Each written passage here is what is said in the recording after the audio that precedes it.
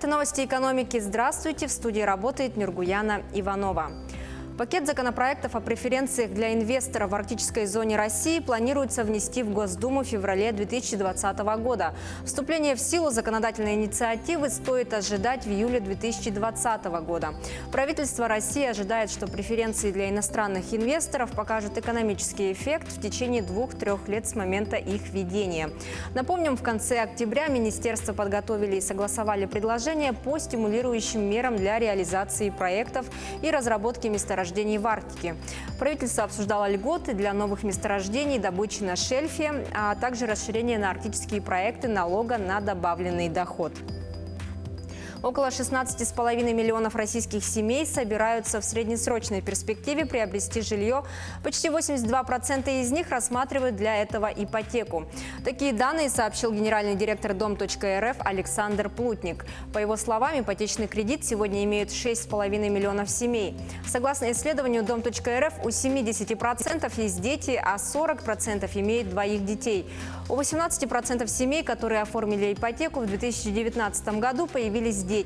69% заемщиков, оформивших кредит в этом году, молодые люди до 35 лет. Средний платеж по ипотеке составляет 21-22 тысячи рублей в месяц. Средний размер кредита – 2 миллиона 100 тысяч рублей. Доля семей, которым доступна ипотека, составляет 46%. Угольные компании России добыли 401 миллион тонн угля с начала 2019 года. По данным Росстата, в этом году добыча угля сохранилась на уровне прошлого.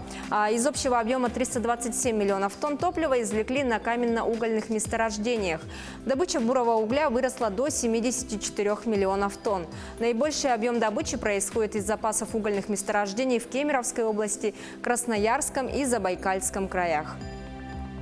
Проект строительства горнообогатительного комплекса «Инаглинский» в Нерюнгринском районе Якутии занял первое место в рейтинге проектов с наибольшим экономическим вкладом в развитие Дальнего Востока.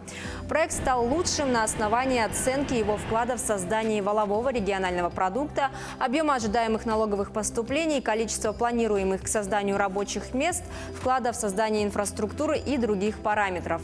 Рейтинг подготовили эксперты Российской академии наук и Института Всероссийской академии внешней торговли Минэкономразвития Российской Федерации.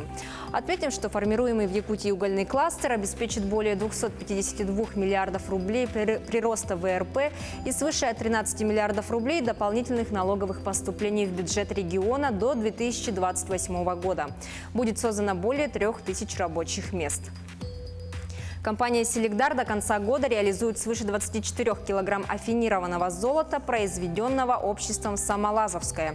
Стороны подписали соответствующий договор. Согласно условиям контракта, афинаж драгметалла осуществляется от имени Самолазовского и за счет предприятия. В свою очередь на «Селигдар» возлагается обязанность заключения и регистрации договоров купли-продажи в Гохране Российской Федерации, а также сопровождения сделок.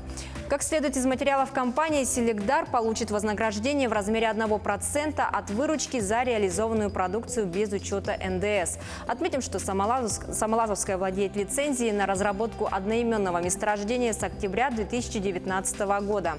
Месторождение Самолазовское расположено в Алданском районе Якутии.